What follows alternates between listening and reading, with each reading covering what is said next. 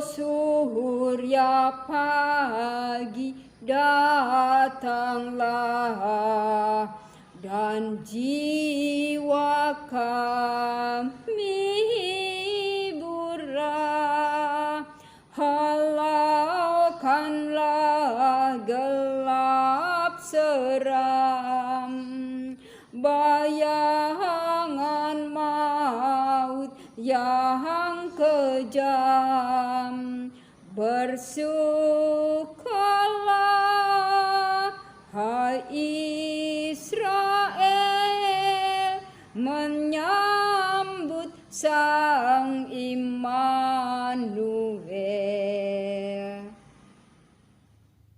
Injil Matius bab 21 ayat 28 sampai 32. Yesus berkata kepada imam-imam kepala dan pemuka-pemuka bangsa Yahudi, "Bagaimana pendapatmu? Ada orang mempunyai 2 anak laki-laki. Ia pergi kepada yang sulung dan berkata, 'Anakku, pergilah bekerja di kebun anggur hari ini.' Jawab anak itu, 'Baik, Bapa,' tetapi ia tidak pergi. Lalu orang itu pergi kepada anak yang kedua dan berkata demikian juga. Dan anak itu menjawab, 'Tidak mau.' Tetapi kemudian ia menyesal, lalu pergi juga. Siapakah di antara kedua orang anak itu yang melakukan kehendak ayahnya?" Jawab mereka, "Yang kedua." Maka berkatalah Yesus kepada mereka, "Aku berkata kepadamu, sesungguhnya pemungut-pemungut cukai dan pelacur-pelacur akan mendahului kalian masuk ke dalam kerajaan Allah. Sebab Yohanes Pembaptis datang menunjukkan jalan kebenaran kepada kalian, dan kalian tidak percaya kepadanya. Dan meskipun kalian melihatnya, namun kemudian kalian tidak menyesal, dan kalian tidak juga percaya kepadanya." Demikianlah Injil Tuhan. Terpujilah Kristus.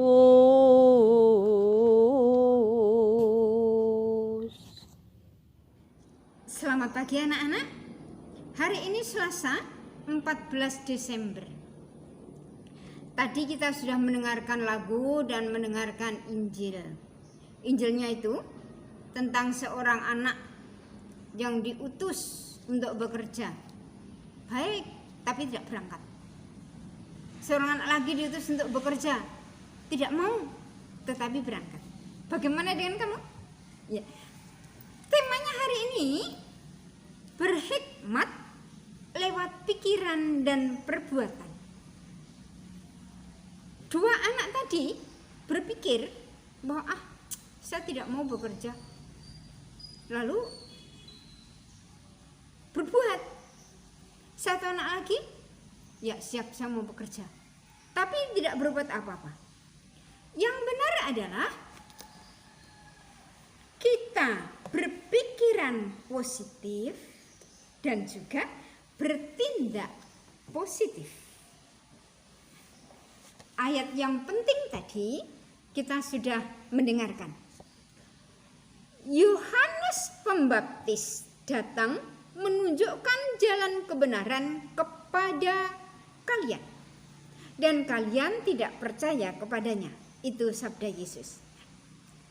Kita perlu menyadari bahwa semua manusia pasti berdosa. Semua manusia pasti mempunyai salah. Mau tua, mau muda, mau sakit, mau sehat. Tergantung kita. Bagaimana kita mau menanggapi kesalahan itu?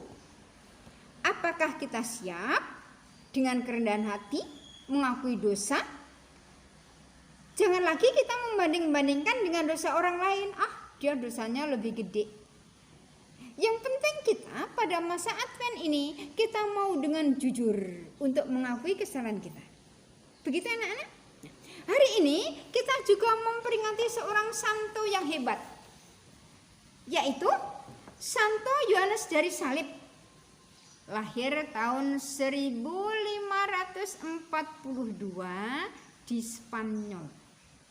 Ditahbiskan pada umur 25 tahun.